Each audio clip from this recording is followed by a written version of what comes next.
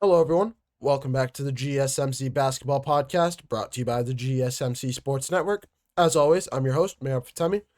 Getting right back into it here, we're going to take a look at the New Orleans Pelicans on this segment of the show. The Pelicans firing David Griffin. I apologize. I did not mean Willie Reed at the tail end of the last segment. I don't know why.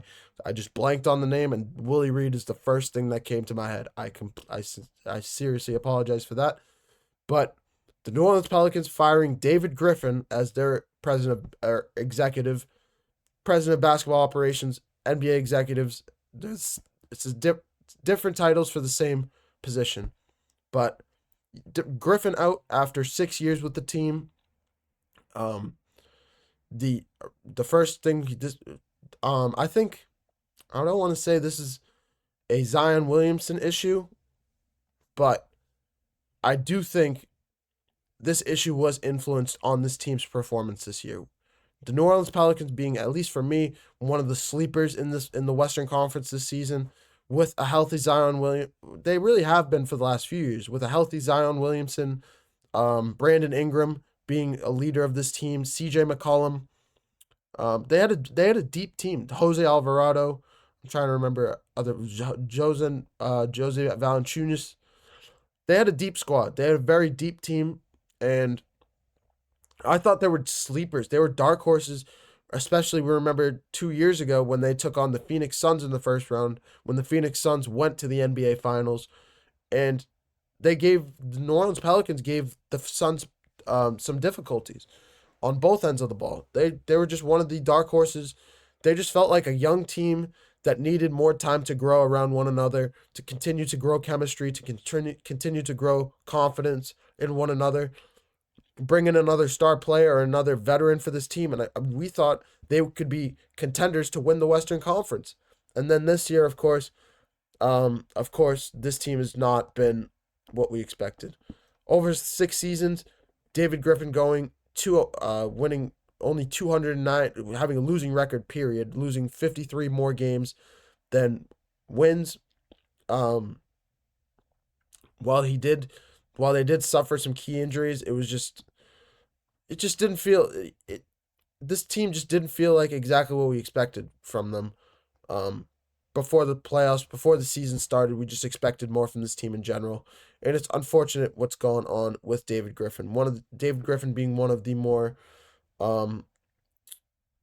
well-respected men around the NBA, and it's just unfortunate to see him go. But same thing that I mentioned with the Memphis Grizzlies. When you have a team the Pelicans are on another level than the Grizzlies. Do not get me wrong. The Grizzlies are not on that level, but the Pelicans have been disappointing over the last few years, especially this year. I think this year was just the nail in the coffin, especially trading Brandon Ingram to Toronto, and their season since then has just really been a wash. It's the only way to describe it. But there is a new man in the position now for this team, a former player in the NBA, an NBA champion, a former league office vice president of league off. I think he was an executive for the entire NBA. I can't remember his exact position. He might have been the vice president or vice. He was part of the commissioner team with Adam Silver in the NBA. Whether he was the vice president of the NBA or regardless, but Joe Dumars, a well-beloved player from his time in Detroit with the Detroit Pistons, part of the Bad Boy Pistons team, and finally a player in general, a player coach that is beloved around the league, finally gets his opportunity as a executive now for the New Orleans Pelicans, and it is so good to see him back there. Of course, we remember his days with the Detroit Pistons from 2000 to 2014, building that 2004 Detroit Pistons team. And now he's going back to his hometown in New Orleans, Louisiana, his hometown where he was born, and it's good to have. he's just playing around his home in front of his home crowd, and it's just good to have him back. Joe Dumars is beloved around the league. We remember him, as I mentioned, with the days of the Bad Boy Pistons. That's where we remember him most. But Joe Dumars is incredibly knowledgeable with the game, hanging around the league office for the last few years, I believe for the last 5 years or so. Now getting another opportunity as an executive since his time with the Detroit Pistons, now with the New Orleans Pelicans. I think his first order of business will be deciding what you do with Zion Williamson. Zion Williamson, of course, we remember him being the number one overall pick in the 2018 NBA draft. If I remember correctly, it was 2018. I think so. One of the more formidable talents, or one of the more unbelievable talents, a talent that we were comparing to a LeBron James, as a Michael Jordan, a unanimous number one overall pick in the league in the draft that year. Remember his time with Duke, with how dominant he was, getting comparisons to Shaq while he was in college, getting compared to Shaq in terms of potential. When you get comparisons like that, it's just difficult to shut it down. It's difficult not to listen to them as a coach, as an executive in the league. And it's difficult when you see a player like that suffer the injuries that Zion Williamson has suffered. Multiple season-ending injuries, being ridiculed by the media for his weight, being ridiculed that he's not taking care of his body, not taking his occupation as an NBA basketball player, as an athlete seriously. I'm not going to go further than that, but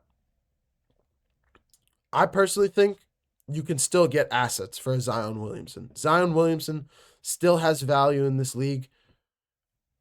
If you decide to blow this team up, it would not be a bad idea to trade Zion Williamson for some extra assets in the NBA drafts, whether it be this year, whether it be in future years.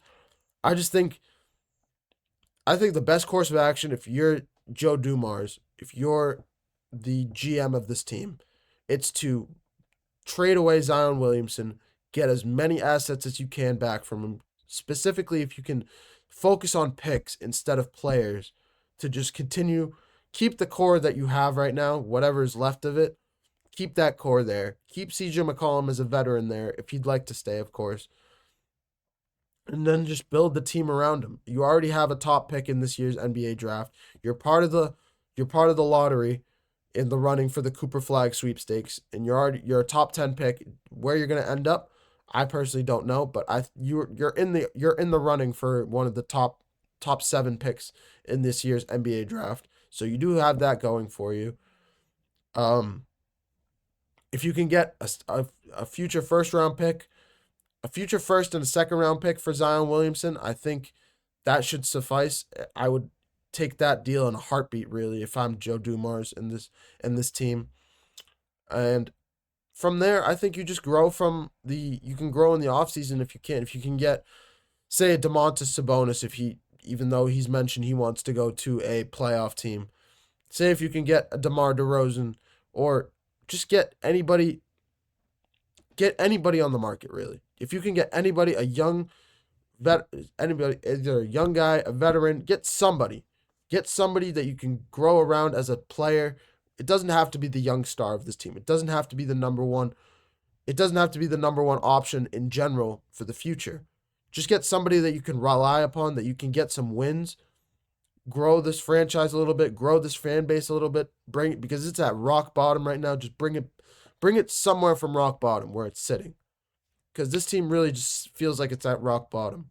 Just do something to bring it off there and just try and grow this franchise a little bit. Joe Dumars did that with Detroit. Will he do it again? That's yet to be seen, but we've seen him. We saw what he did when he was an NBA player. We know he has experience as an NBA player. We saw what he's done as a champion, as an NBA executive, as a part of league office. He continues to learn and watch Adam Silver at work, watch these teams at work, managing everybody as a part of the head of the league. And now part of the New Orleans Pelicans, it's going to be his time to see what he's grown, show his growth, show his maturity, see what he knows now, and what he can bring to the table as the future NBA executive of the New Orleans Pelicans. That's all I got for the Pelicans. There's really not a lot to talk about with this team, with not a lot going on for this team. A lot of speculation, a lot of question marks on where this team should go next. But I'm going to take a short break. When we come back, we're going to take a look at Dwight Howard being announced as part of the 2025 Hall of Fame class. I know this news is a little bit late. There really hasn't. It's been a loaded week of NBA playoff basketball, so I haven't really been able to cover it. I'm going to cover it in the next segment when we come back from a short break.